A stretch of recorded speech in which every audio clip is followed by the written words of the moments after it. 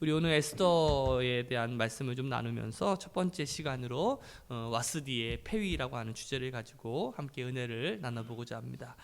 오늘부터 우리가 이제 에스더에 대한 말씀을 나눌 거예요. 오늘 에스더 1장에 대한 말씀을 우리가 함께 나누고 다음 주에는 몇 장? 2장에 대한 말씀을 나눌 겁니다. 그럼 여러분들은 해야 되는 일이 뭘까요? 2장을 읽어오시면 되는 거예요. 그리고 1장을 한번 돌아보면서 한번 점검해 보시면서 주보에 있는 그 여러분들 말씀 리마인드 하게 하면서 한 주간 동안 오늘 우리 함께 말씀 나눴던 것들을 함께 좀 생각해 보고 돌아보는 시간들이 되었으면 참 좋겠습니다. 제가 지난 5월 달은 가정의 달이라 이제 가정에 대한 설교를 좀 준비를 했었는데 여러분들 그 전에 제가 나눴던 말씀이 뭔지 여러분들 기억하십니까? 가정의 달 전에? 다니엘에 대한 말씀을 함께 나눴죠. 아마 기억하실지 모르겠지만 이 다니엘은 바벨론 포로 시기에 붙잡혀 갔다가 이 바벨론 시대에 어떻게 보면 그 바벨론을 이끌어갈 수 있는 어떤 총리의 자리까지 오르게 되는 역할을 했죠. 이 다니엘이 위대한 것은 이제 바벨론이라고 하는 나라가 이제 망합니다. 어느 나라에게 망합니까? 메데 바사라고 하는, 그러니까 이제 페르시아라고 하는 나라에 망하게 되는데 그 새로운 정권이 들어섰음에도 불구하고 이 다니엘이 쓰임 받았다라는 사실이에요. 이게 참 대단한 일이죠. 이 다니엘이 이 페르시아 시대에도 약간 그때는 이제 나이가 벌써 이제 80이 넘었으니까 오래 쓰임 받지는 못하였지만 그래도 이 페르시아의 시대까지 쓰임을 받게 되죠. 여러분 아마 다니엘 말씀을 나눌 때 그 다니엘이 겪었던 왕 가운데 이제 수많은 왕들이 있었지만 그 중에 이제 느부갓네살 왕을 여러분들 기억하실 거예요. 느부갓네살 왕이 이제 꿈을 꾸잖아요. 그러면서 이제 금으로 된, 이제 청동으로 된 어떤 이제 뭐 이렇게 뭐 철로 된, 흙으로 된 뭐 여러 가지 뭐 흙을 동상을 꿈을 꿀 텐데 그 금으로 된 그 신상의 머리가 바로 바벨론을 의미하는 거였고 이제 그 청동으로 된 이제 그 가슴이 바로 메데 바사, 바로 페르시아를 의미하는 그러한 나라라고 제가 지난 다니엘 시간 때 한번 말씀을 한번 드린 적이 있는데 이 바벨론 시대에 중심적으로 쓰임을 받았던 사람이 다니엘이라면 이제 바벨론 시대가 마무리되고 메데 바사 시대에 이제 쓰임 받게 된 사람이 바로 에스더라고 할 수가 있을 거예요. 아마 이제 역사적인 순서를 우리가 조금 기억해 보면서 제가 순차적으로 이제 다니엘 시대가 끝나고 이제 페르시아 시대가 시작되면서 어떤 역사적으로 이해하기 쉽게 한번 말씀을 좀 나눠봤으면 좋겠다라는 생각에 제가 에스더 강해를 준비하게 되었습니다. 에스더서의 특징이 있죠. 보통 대부분의 성경은 남성 중심적으로 되어 있어요. 어떤 타이틀이나 이름이나 그것들이 항상 남성 중심적으로 되어 있는데 이제 유독 이 에스더와 또 하나죠. 룻기라고 하는 이 두 가지의 성경만 이 여성을 중심으로 한 타이틀이 붙어 있는 성경입니다. 그런데 이 에스더서와 이 룻기는 서로 두 권의 성경이 좀 대조적이라고 할 수가 있는데 룻이라고 하는 이 여자는요 이방인이에요. 이방인. 이 모압 여인으로서 이제 유대인에게 시집으로 와가지고 이방 그 유대인과 함께 결혼해서 다윗 왕가의 어떤 가계를 이루어가는, 그러니까 메시아 예수님의 족보에 오르게 되는 영예를 안았던 여인이라고 한다면 반면에 이 에스더는 룻과는 좀 대조적인 삶의 조건을 가지고 있었는데 우선 이 에스더는요 유대인이었어요. 유대인인데 거꾸로 유대인이 이방인, 다시 말하면 뭐 이제 왕후가 되긴 하지만 그 페르시아의 이 아하수아에로의 왕비가 되게 되죠. 근데 거기서 자기 민족을 구원하는 아주 그 중대한 일에 쓰임 받는 일에 참여하게 돼요. 이 에스더라고 하는 이 언어는요, 우리나라에도 사실 뭐 에스더라고 하는 이름이 굉장히 많이 있잖아요. 근데 이 에스더라고 하는 이름은 이 언어는 페르시아어예요. 페르시아어. 이 페르시아어로 이 에스더란 뜻이 뭐냐면 별이라는 뜻을 가지고 있어요. 스타. 성경의 스타. 하나님이 어둠의 어떤 시대에 어떤 별처럼 아름답게 사용한 여인이 바로 이 에스더가 아닌가라는 생각이 들어요. 사람의 이름에는 어떤 그 뜻이 담겨져 있잖아요. 강민이 이름은 뜻은 뭐냐? 잘 몰라? 강한 민족 아니에요? 맞죠? 하경이가 하나님을 경외하는, 그리고 동근이가 이제 동쪽에 뿌리 해가지고 아브라함을 얘기하고 있는 거잖아요, 그렇죠? 그래서 이게 지금 그 이명진 집사님의 가정은 그 창세기를 이야기하고 있는 거 맞죠? 강하고 담대하라. 나도 아는데 네가 모르면 어떡하냐. 이 동쪽의 뿌리부터 시작해가지고, 그래서 항상 이명진 집사님이 동쪽에서부터 왔잖아. 그래서 아내도 동쪽에서 만난 거야. 다 뜻이 있어요. 성경적인 사람이라니까. 우리 전 집사님 동쪽의 여인 맞아요? 안 맞아요? 맞잖아요. 동쪽의 여인 맞아요. 다 뜻이 있는 거야. 이게. 인생은요, 한번 따라합시다. 뜻이 있습니다. 다 뜻이 있어요. 제 이름이 뭐예요? 태훈이에요. 태훈. 클태자에 공훈자라고 하는 이름을 가지고 있는데, 큰 공을 세워라. 가만히 보니까 큰 공을 세울 것 같지는 않은데, 아무튼 하나님께서 이제 이름을 지어 주실 때 아마 무언가 원하시는 부분들로 아마 여러분들의 이름을 지어 주실 거라고 저는 믿습니다. 오늘 이 역사의 어둠이 있었던 시대에 스타처럼, 별처럼 빛나게 사용했던 에스더처럼 오늘 여러분들이 그렇게 쓰임 받는 인생이 되시기를 주님의 이름으로 축복합니다. 옆 사람한테 이렇게 인사합시다. 이름대로 삽시다. 시작. 오늘 본격적으로 1절 말씀 한번 읽어봅시다. 시작. 아하수아에로 왕 때에 있는 일이다. 아하수아에로는 인도에서 에티오피아에 이르기까지 127지방을 다스린 왕이다.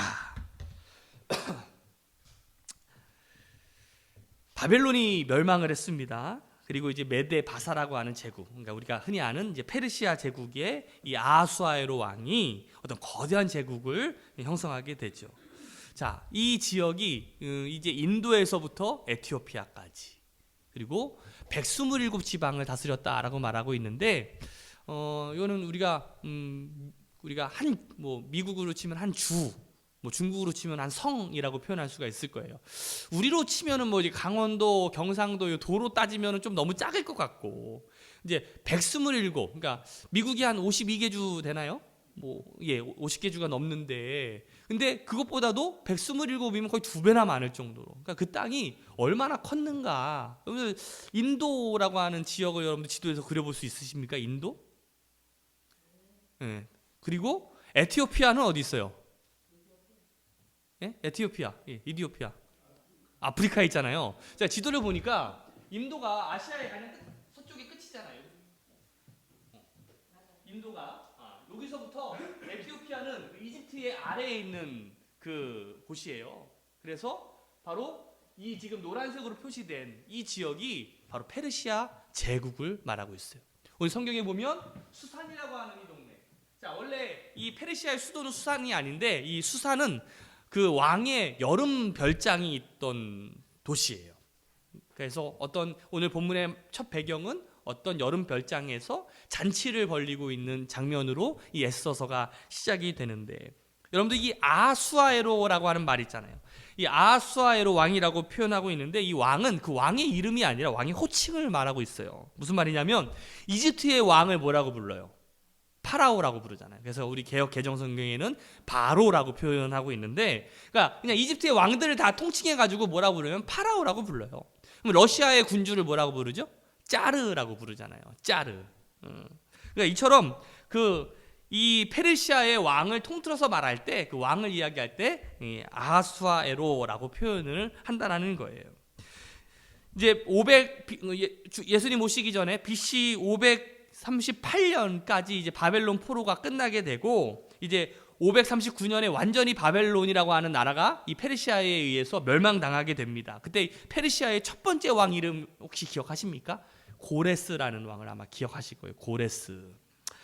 이 고레스 왕 다음에 다리오라고 하는 왕, 그러니까 다리우스라고도 표현하기도 하고요. 그 다음에 세 번째 왕이 바로 아하수아에로 왕이에요.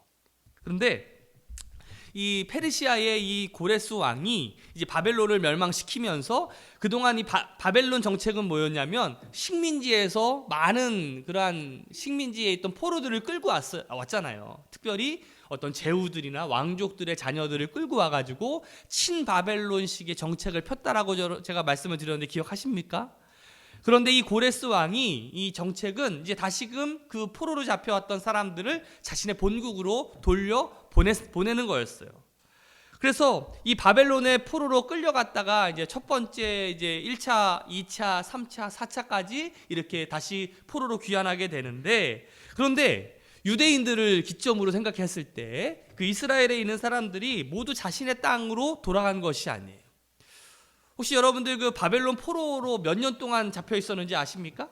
무려 70년 동안 잡혀 있었어요. 70년이라는 것은요, 두 세대를 뜻하고 있잖아요. 그러니까 우리가 어디 가서 70년을 살았다고 칩시다. 70년을 살았다고 치는데 70년을 살면 거기가 고향 아니겠어요? 그렇죠? 그러니까 내가 지금 70년 동안 이곳에서 터를 잡았는데 다시 고향 땅으로 돌아가는 일은 사실 쉽지가 않은 선택이었을 거예요.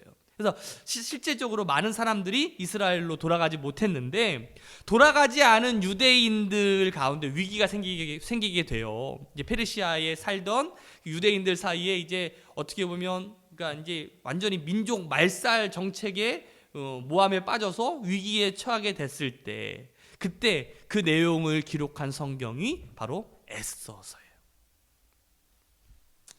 그러니까 이제 여기 지중해 옆에 바로 여기가 이제 이스라엘, 예루살렘이라고 할 수 있을 텐데, 바로 여기에서 보통 성경의 이야기가 많이 일어나지만 에스더서는 이 지역을 중심으로 이야기하고 있는 것이 아니라 다른 페르시아 전체를 향한 지역에 대한 이야기를 나누고 있다라는 거예요. 자, 그 1차 포로 귀환과 2차 포로 귀환 사이에 이 페르시아를 다스렸던 왕이 이제 아하수아에로 왕이라고 할 수가 있을 텐데, 이 아하수아에로라고 하는 이 왕은 우리가 일반 이 역사서 세계사에서 말하는 크세르크세스예요. 이 크세르크세스 하니까 여러분들 잘 생각 못 하는데 젊은 친구들 이 장면을 기억하실 거야. 자, 이게 무슨 영화냐면 300이라고 하는 영화예요. 300. 그 300이라고 하는 영화가 이 아하수아에로 왕을 주인공을 하는 영화거든요. 여러분 한번 집에 가서 나중에 한번 보세요. 이게 크세르크세스인데 그게 이 성경적인 용어로는 아하수아에로 왕이 되는 거죠. 왕이 참 멋있어요. 저 정도만 되면. 저거 보니까 갑자기 박찬진 집사님 생각나는 걸 왜 그럴까? 비슷한 것 같아요. 자, 이제 세계사적으로 이제 BC 486년부터 페르시아가 시작이 되는데, 오늘 본문의 말씀은 그가 왕이 된 지 3년쯤 경과되었을 때예요. 자, 이 아하수아에로 왕이 이제 왕이 되는 것이 사실 쉽지는 않았어요. 그래서 왕이 즉위하기까지는 몇 차례의 여러 가지 반란도 진압을 해야 되고, 또 크고 작은 문제들이 있잖아요. 왕이 바뀔 때마다 얼마나 시끄럽습니까? 그런데 이 아하수아에로 왕은요, 굉장히 어떤 정복적인 욕망이 컸던 왕 중에 왕이에요. 약간 뭐 나폴레옹 기운도 있고 징기스칸 기운도 있고 막 그런 기질이 있는 왕인데, 이 왕은 어디를 정복하기를 원했냐면 그리스였어요. 사실 우리가 지도를 다 봤지만 지중해 남쪽은 이제 북아프리카잖아요. 이제 이집트나 에티오피아까지 다 점령하는데, 그 지중해 위쪽 바로 이탈리아나든지 이제 그리스까지 이제 점령하기 위해서 가고 싶었는데, 거기에 가려고 전쟁을 이제 준비하던 차에 이집트에서 반란이 일어납니다. 그리고 아직 바벨론이라고 하는 잔당 세력들이 남아가지고 끊임없이 그냥 어떤 반역을 일으키려 하고 그렇게 약간 이제 힘들게 하는 거예요. 그래서 이제 그 3년간 이 아하수에로 왕이 자기 나라들 어떤 반란군을 진압하고 자기들을 다 정비를 했어요. 그래서 이제 완전히 이제 어깨 쭉 필 정도로 이제 나라가 강건해지게 된 거죠.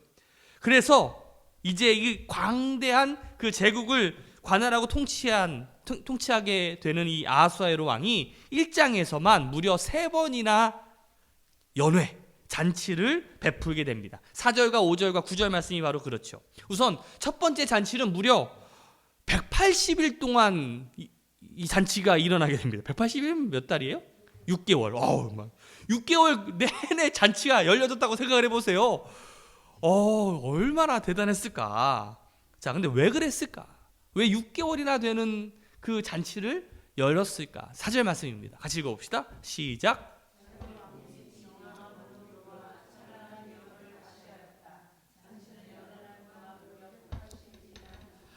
아마 똑같은 사람과 6개월 동안 잔치를 열지는 않았을 거예요. 그러니까 이제 그 광대한 그 제국에 이제 자신이 식민지로 삼고 있는 수많은 이제 사람들, 그들의 어떤 뭐 제후들이나 귀족들, 그들을 데려다가 잔치를 열어주는 거죠. 그러면서 보여주는 거 아니겠어요? 뭘 보여줘요?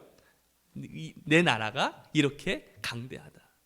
여러분들 국가 간의 그 정상들이 왜 만납니까? 왜 우리나라로 초청해가지고 보여주는 거예요? 까불지 말라는 거예요. 우리나라가 미국 가가지고 미국 대통령이 뭘 보여주겠어요? 그 나라의 강대한 것을 보여주는 거 아니겠어요? 너 내 말 잘 들어라. 너 까불면 죽는다. 이런 거 보여주는 거잖아. 마찬가지예요. 이 시대에도 이 아하수에로 왕이 수많은 제국의 식민지들에 있는 그런 사람들을 데려다가 뭘 보여주고 싶을까요? 이 나라의 강대함. 그러니까 까불지 말라라는 거예요. 나에게 뭐하라? 충성하라라는 것을 보여주는 거 아니겠어요? 무려 몇 개월 동안? 6개월 동안 잔치가 180일 동안 진행됐다라는 거죠. 이유는 그거예요. 과시하려고. 내 나라가 얼마나 대단한지를 보여준다라는 것이죠. 두 번째 잔치를 열었습니다. 5절 말씀입니다. 시작. 이 기간이 끝난 뒤에 왕은 도성 수산에 있는 백성을 빈부귀천을 가리지 않고 모두 왕궁 전원 안뜰로 불러들여서 이래 동안 잔치를 베풀었다. 며칠 동안요? 7일 동안. 7일 동안 잔치를 베풀었습니다. 그 대상이 누구였어요? 수산성에 있는 모든 사람들이었어요. 빈부격차를 가리지 않고. 왜 그랬을까? 위로가 필요하죠. 여러분들 수산성에서 잔치가 6개월 동안 벌어졌는데 거기에 남아있는 게 있을까요? 소, 닭, 돼지 이런 게 어디 있겠어요. 그렇죠? 다 그냥 접대하느라. 여러분들 우리 교회 행사한다고 여러분 일주일 동안 여러분들 막 불러놓고 하면 여러분들 파김치 되겠어요? 안 되겠어요? 파김치 되죠? 그러면 그 다음에 꼭 해야 되는 게 뭐예요, 장로님? 예? 회식해야죠. 여러분들 회사에 가서도 막 수고하면 그 다음에 뭐 해요? 아, 수고했으니까 이제 회식시켜주는 거잖아. 마찬가지예요. 이 아하수아에로 왕이 수산성에 있는 수많은 사람들한테 너희들 6개월 동안 수고했다. 그러니까 너희들 먹고 마셔라. 그런 잔치를 베풀어 주는 거 아니겠어요? 근데 이것과 별도로 또 하나의 잔치가 진행됐는데 9절 말씀이에요. 시작.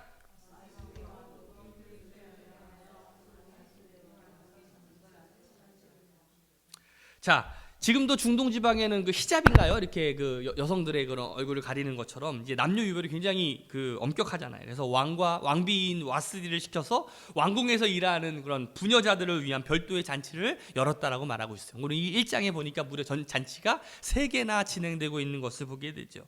참 신기한 거는요. 제가 말씀을 준비하면서 이 말씀을 읽어보면서 도저히 인간적인 상식, 인간적인 생각 그로는 정말 이해되지 않는 일들이 이제 일어나게 되는 거거든요. 이제 9절까지는 참 얼마나 좋습니까? 이런 잔치가 일어났는데, 근데 10절부터는 거기에서부터는 정말 인간적으로는 우리가 상식적으로 생각할 수 없는 일들이 일어나게 돼요. 근데 이 과정이 인간적으로는 정말 생각할 수 없기 때문에 도저히 이해가 될 수 없다라는 거예요. 거꾸로 말하면 우리가 너무나 인간적으로 생각할 수 없기 때문에 여기에는 하나님이 개입할 수밖에 없었다라는 생각이 들어요. 자, 여러분들 왕비 와스디라는 여인이 등장하게 됩니다. 이제 페르시아의 왕이에요. 이뻤을까요? 못생겼을까요? 이뻤을 것 같아요. 그렇죠? 미스 페르시아 아니었어요? 자, 근데 이 와스디라고 하는 이름 자체가 이쁘다라는 뜻이야. 와스디라는 이름 자체가 이쁘다는. 얼마나 이뻤을까? 자, 한번 보고 싶은데. 자, 10절 말씀입니다. 시작.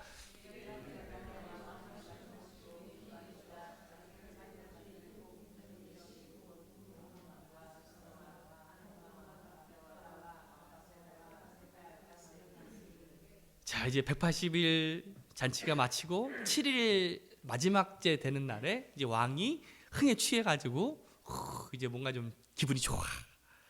그래서 이제 11절에 뭐라고 얘기합니까? 와스디 왕후가 왕후의 관을 쓰고 왕 앞으로 나오게 하라고 명령을 합니다. 왜? 왕후가 미인이므로. 왕은 왕후의 아름다움을 백성과 대신들 앞에서 뭐 하고 싶었대요? 자랑하고 싶었대요. 왕후가 미인이라서.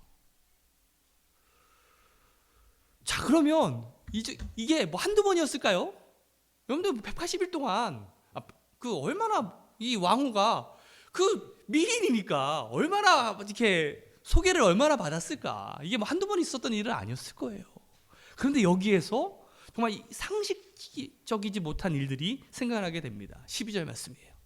읽어봅시다. 시작. 그러나 와스디 왕후는 내시들에게 왕의 명령을 전하여 듣고도 왕 앞에 나오기를 거절하였다. 이 소식을 들은 왕은 화가 몹시 났다. 마음속에서 분노가 불같이 치밀어 올랐다. 여러분들 남자가 분노가 나면요 생각이 있을 것 같아요? 없을 것 같아요? 없어요. 어떻게 잘 아세요? 이게 남자가 한번 이게 팍 돌면 아무 생각 없이 그냥 막 찌르는 거야. 그냥 뭐라고 말하는지도 모르고 막 그래요. 이 분노 조절 장애라고도 많이 표현하기도 하는데, 근데 참 신기한 건 갑자기 왕후가 왕 앞에 나가기를 거절했다라는 거. 뭐 거절했으면 뭐 오늘 몸이 안 좋다라고. 왜냐면 이 왕이요, 여러분들 보면은 굉장히 독재자 같은 모습일 것 같기도 하고 뭔가 좀 무서울 것 같기도 한 그런 모습으로 보이지만, 사실 이 아하수아에로 왕은요 굉장히 합리적인 사람이었어요. 8절에서도 보면 알 수 있듯이, 그러니까 너희들 뭐 기분 좋은 날이니까 먹고 마셔라 막 명령적으로 이야기하는 것이 아니라, 마시기 싫은 사람은 마시지 말고 마시기 좋은 사람은 많이 마셔라. 어떤 왕 앞에서의 술을 마시는 법도가 있음에도 불구하고 그날 좋은 날이니까 그냥 무장해제하고 그냥 원대로 막 들여줄 수 있는 그런 사람이었고, 뭐 빈부 귀천을 가리지 않고 초대하는 정도. 그리고 더욱이 왕위를 폐위하는 과정에서 15절 이하에 보면 그냥 바로 폐위시키는 것이 아니라 합법한 절차에 따라서 이렇게 하는 것을 보게 됩니다. 그러니까 지금 이 이후에 바로 당장 폐위가 된 게 아니라 시간이 한참 지난 다음에 폐위가 되는 거거든요.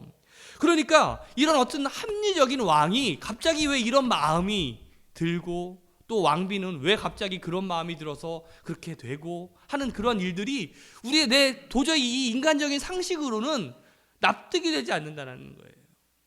그래서 어떻게 보면 여기에 우리 인간으로 생각할 수 없는, 보이지 않는 하나님의 계획이, 그리고 하나님의 손길이 여기에 미치고 있다는 것을 우리는 이 오늘 성경 말씀을 통해서 깨달아야 될 줄로 믿습니다. 여기에서 이 핵심은요, 이 와스리라고 하는 왕비가 그렇게 이뻤는데 폐위가 되었구나, 그게 핵심이 아니에요. 이 여인이 물러섬으로 한 여인이 등장하게 됩니다. 그 여인이 누구예요? 에스더예요. 아하수아에로가 독재자이기는 했지만 이 왕이 잘못할 가능성도 많았고 또 잘못한 것도 많았지만 그렇게 무분별하게 몰상식한 사람은 아닌데, 이 왕이 그 신하들한테 묻습니다. 사례를 아는 그 신하들한테 이 일 처리를 어떻게 해야 되느냐라고 물었을 때, 이때 또 이 아하수아에로의 자문관이 재미있는 얘기를 하는 거예요. 자, 우리 17절과 20절 말씀이에요. 읽어봅시다. 시작. 왕후가 한 이 일은 이제 곧 모든 여인에게 알려질 것입니다. 그렇게 되면 여인들은 아하수에로 왕이 와스디 왕후에게 어전에 나오라고 하였는데도 왕후가 나가지 않았다고 하면서 남편들을 업신여기게 될 것입니다. 20절. 왕의 칙령이 그 큰 나라 방방곡곡에 선포되면 낮은 사람이고 높은 사람이고 할 것 없이 모든 여인이 저마다 자기 남편에게 정중하게 대할 것입니다. 이 폐비를 건의하는 이 자문관의 말 가운데 두 가지 중요한 말이 나옵니다. 하나는 업신여기다라는 말이고요. 또 하나는 존경받다, 정중하게라고 하는 이 두 개의 단어가 굉장히 중요한 거예요. 그러니까 이 와스디가 폐위된 두 가지 이유는 뭐냐면, 남편을 업신여기고 남편들한테 존경받기 위해서 폐위시키는 것이 합당하다라는 거죠. 그게 가장 큰 이유라고 할 수가 있을 거예요. 여자분들 막 진짜 속이 부글부글 타오르죠. 이게 무슨 말도 안 되는, 이게 무슨 이런 일들이 일어나는지가, 아마 여자분들 막 지금 뚜껑 열려가지고 이거 막 분노를 참을 수 없을 텐데, 뭐 물론 이것이 옳으냐 그르냐를 토론하고자 하는 것이 아니라 그 당시 문화가 그랬다라는 것은 여러분 아마 이해가 되실 거예요. 그럼에도 불구하고 여러분들 여기서 우리가 좀 알아야 되는 것은, 남자들의 마음속에 있는 것들이 어떤 것인지를 좀 엿볼 필요가 있다라는 거. 남자들이 끝끝내 붙들고 있는 것 하나가 뭐냐면 자존심이에요. 그렇죠, 자존심. 그래서 존경받고 싶어하는 욕구가 있는 거예요. 남자들은 다 참아도 나를 무시한다라는 그런 생각이 들면 그때는 뚜껑이 열리는 거죠. 그것은 아하수아에로 시대나 지금이나 마찬가지다. 남자들 그래요, 안 그래요? 그렇지. 그렇죠. 그런데 우리가 행복한 부부 생활을 할 수 있는 열쇠 중에 하나는 뭐냐면, 아내가 남편을 존중하게 여겨줘야 돼. 뭐 그 인간이 존중받을 만한 뭐가 있어야지 이렇게 얘기하지 말고 존중하려고 하는 자세가 있어야 돼. 그러면 남편은 잘 돼요. 남편의 자존심이 세워질 때 그 가정이 하나님이 기뻐하시는 가정으로 방향을 잡을 수 있다는 것만으로도 변함없는 성경의 가르침이라는 것. 왜 여자들한테 이렇게 이 말씀을 드리냐면, 이 무식한 남자들이 그걸 몰라요. 그래서 똑똑한 여자들이 그냥 좀 달래면서 이렇게 자존심 좀 세워주면서 이렇게 오냐 이렇게 해줘야 이게 가정의 평화가 오고 이 나라가 살고 한다는 것이죠. 이게 무식한 남자들은요 뭣도 몰라요. 잘하고 있죠? 그래요. 다시 말씀으로 좀 돌아가서 이제 폐위가 결정이 됩니다. 19절 말씀이에요. 같이 읽어봅시다. 시작. 그러니 임금님만 좋으시다면 와스디 왕후가 다시는 아수아로 임금님의 어전에 나오지 못하도록 어명을 내리시고 그것을 페르시아와 메대의 법으로 정하여 고치지 못하도록 하셔야 할 줄 압니다. 그리고 왕후의 자리는 그 여인보다 더 훌륭한 다른 사람에게 주시는 것이 마땅하다고 생각합니다. 참 신기하죠. 그 수많은 자문관 가운데 한 명도 와스디 편을 드는 사람이 없었어요. 들법하잖아요. 한 번만 봐주십시오. 아마 왕후가 피곤해서 그랬을 수도 있습니다. 마지막 날이니까. 그렇게 한마디만 했더라도 그래? 이렇게 들었을 텐데 이거는 정말 모든 사람이 짠 것처럼 어떻게 그 마음들이 다 그렇게 강팍해질 수가 있을까? 그 왕이 어떻게 그렇게 몹시 분노할 수 있을까? 그렇게 합리적이었던 사람이 그 순간에 그렇게 분노할 수가 있고 그 와스비 왕후가 왜 그렇게까지 버티고 자존심 부리고 있었을까? 그리고 주변에 있는 수많은 신하들이 그렇게 조언 한번 할 수 있음에도 불구하고 그렇게 하지 않고 어떻게 하면 일사천리로 이렇게 폐위 쪽으로 갈 수밖에 없었을까? 이게 여러분들 인간적으로 생각이 되십니까? 그렇지 않죠. 그래서 어떻게 보면 여기에 하나님의 섭리가 담겨져 있다는 것이에요. 바로 이 일의 배후에 역사를 주관하시는 하나님의 섭리를 우리는 깨달을 수 있는 지혜가 있으시기를 주님의 이름으로 축복합니다. 잠언 21장 1절 말씀을 보세요. 왕의 마음은 흐르는 물줄기 같아서 주님의 손안에 있다. 주님께서 원하시는 대로 왕을 이끄신다라고 말씀하고 있어요. 무슨 말이에요? 왕이나 최고 통치자의 생각과 느낌과 그리고 하나님의 손을 벗어날 수가 없다는 것이에요. 하나님의 손이 그들을 붙잡고 있고 하나님이 이 역사를 주관하시고 있다는 것이죠. 하나님이 이 역사의 주인이 되신다는 사실을 여러분들 깨달으시기를 주님의 이름으로 축복합니다. 그것이 에스더서의 주제예요. 하나님의 섭리, 하나님의 주권, 하나님이 이 역사를 다스리고 있다는 사실이 에스더서의 주제라는 것이죠. 잠시 이 와스디가 물러간 이 무대 뒤에 하나님께서 한 여인을 준비하셨어. 아까 전에 19절 말씀에 가장 중요했던 단어가 뭐였어요? 그 여인보다 더 훌륭한 다른 사람에게 라는 이 단어가 참 중요한 거 아니겠어요? 그 여인이 누구예요? 에스더예요. 에스더. 오늘 그 한 여인을 하나님의 역사의 무대로 준비를 시키셔서 이 하나님의 백성인 이스라엘 백성들을 어떻게 구원하시는지를 보여주시고자 하는 하나님의 스토리가 바로 에스더서예요.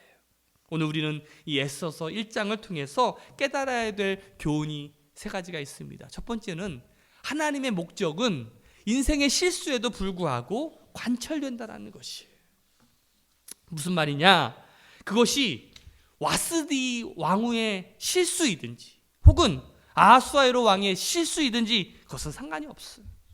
사람들의 실수에도 불구하고 하나님의 목적은 여전히 하나님의 뜻대로 관철되고 있다는 사실이에요. 그리고 우리의 생각으로 이해할 수 없는 일들이 하나님은 지금 준비하고 계시다는 것이죠. 두 번째로는 이것입니다. 하나님의 섭리는 지극히 사소한 일 안에서도 진행된다는 것이에요. 여러분, 우리가 하나님의 일 하면 어떤 것들이 생각이 나십니까? 막 어마어마한 허창한 일들을 우리가 그려볼 수 있을 텐데, 여러분도 오늘 하나님의 역사가 작은 이 잔치에서부터 시작된다는 사실을 여러분들 기억하십니까? 그것도 이왕이면 하나님의 역사가 6개월 정도 되는 그 어마어마한 잔치 때 일어나면 되지, 고작 7일 동안 하는 잔치에서 일어날 건 또 뭐야? 여보, 잔치 자리에 좀 나와봐. 당신 한번 나와서 이쁜 얼굴 한번 보여줘. 어떻게 보면 지극히 사소한 부분이고, 그냥 우리가 흔히 일상생활에서 밥 먹고 사람들과 대화하는 일, 이것도 지극히 사소한 일이라고 할 수가 있겠죠. 그런데 그 지극히 사소한 일 가운데서도 우리 인생을 향한 하나님의 섭리가 계속되고 있다는 사실이죠. 하나님의 섭리는요, 지극히 작은 것에서부터 시작된다는 거. 그러니까 무슨 말이냐면 중요하지 않은 것은 없다는 거예요. 먹고 마시는 일도 중요하다는 거. 성경은 이렇게 말하잖아요. 고린도전서 10장 31절에 너희가 먹든지 마시든지 무엇을 하든지 다 하나님의 영광을 위해서 하라. 여러분들 부부 사이에서의 자리, 친구들과의 자리, 우리가 누구와 만나서 식사하는 자리에서도 하나님의 섭리가 있을 수 있다는 거. 그러니까 오늘 여러분들이 점심을 먹을 때도 참 누구와 먹느냐가 다 중요하겠죠. 거기서 점심을 먹으면서도 어떤 일들이 일어날까요? 거기에서 하나님의 섭리가 나타난다는 것 아니겠어요? 여러분들께서 하나님의 섭리가 이 사소한 일 가운데서도 진행된다는 사실을 믿으시기를 주님의 이름으로 축복합니다. 우리 아내가, 제가 이제 전도사로 사역하고 있는데 이제 아무도 없죠. 그때 그 교회와 그 교육관 사이에 검은색 옷을, 드레스 같은 원피스예요. 검은색 옷을 입고, 그때는 이제 머리가 좀 길었던 것 같은데 그때를 탁 먹고 지나가는데 너무 이쁜 거야. 아니, 내가 그렇게 많이 봤거든요. 우리 장모님은 저를 뭐라 불렀냐면 버섯돌이라고 불렀어요. 그때 머리 막 그래가지고 막 버섯돌이라고 부르고 되게 싫어했어. 막. 저도 싫어했어요. 그런데 그 찰나의 순간에 그때 제 눈이 뒤집어지고 그때부터 하나님의 역사가 시작이 되는 거지. 그로부터 한 5년이 그 아내랑 결혼하기 전까지 그때 어떤 역사들이 계속 일어나게 되는 거예요. 그때 왜 하필 검정색 원피스를 입었을까? 우리 아내한테 물어보면 몰라요. 거기에는 보이지 않는 하나님의 손길이 있는 거지. 우스갯소리라고 할 수도 있겠지만 하나님의 역사 안에 우연이란 없습니다. 제가 참 좋아하는 말이에요. 하나님의 역사 안에 우연이란 없다. 한 사람을 만나는데도 하나님께서 어떤 세심한 계획이 있다면 저와 여러분들이 이곳에서 만난 이 인연 또한 하나님께서는 우연은 아니라고 믿어요. 믿으십니까? 그러니까 하나님께서 여러분과 저를 향해서 이 시대를 향한, 또 이 지역을 향한 하나님의 뜻과 계획이 있을 거라고 저는 믿습니다. 그리고 이곳에서 여러분들과 함께 주님의 몸된 교회를 세워가면서 우리 그 하나님의 그 계획들을 우리가 함께 한번 발견해가는 그러한 시간들이 있다면 얼마나 좋을까. 좀 알게 되겠죠. 조금만 시간이 지나면 하나님이 그때 그래서 이러셨구나라는 것들을 우리는 알 수 있을 거예요. 무슨 말입니까? 하나님의 사람은요, 역사 중심 속에 들어오게 될 때 그때 빛을 발하게 돼 있는 거예요. 여러분들이 내가 아무것도 아닌 존재야 그렇게 여기고 그냥 뒷짐만 지고 있으면 절대 어떤 역사도 일어나지 않습니다. 와스디가 왕비일 때 에스더의 모습을 한번 생각을 해보세요. 에스더는요 아무것도 아니었어요. 그는요 단지 노예로 잡혀왔던 노예의 딸이에요. 저 팔레스틴 그 이스라엘에서부터 노예로 잡혀왔던 노예의 딸에 불과하죠. 식민지의 하녀, 아무것도 아닙니다. 그런데 이 평범한 여인을 하나님께서는요 한 민족을 구출하고 하나님의 뜻을 이루기 위한 거대한 섭리를 그 여인을 통해서 마련하고 계셔요. 여러분들, 이 에스더가 그렇게 쓰임 받을 줄 알았을까요? 몰랐을까요? 몰랐죠. 원색적으로 표현하면 사람 팔자 알 수 없다. 1장까지만 해도 에스더는 진짜 아무것도 아닙니다. 별 볼 일 없는 사람인데 하나님께서 그 에스더를 별 볼 일 있는 사람으로 만들어 주셨다는 거예요. 여기는 우리도 마찬가지입니다. 우리도 가만히 열중샷하고 있으면 어떤 역사도 일어나진 않아요. 우리가 하나님의 계획에 순종하고 하나님의 그 역사의 중심으로 들어오기 시작할 때 그때부터 하나님은 역사를 이루어 가시는 거예요.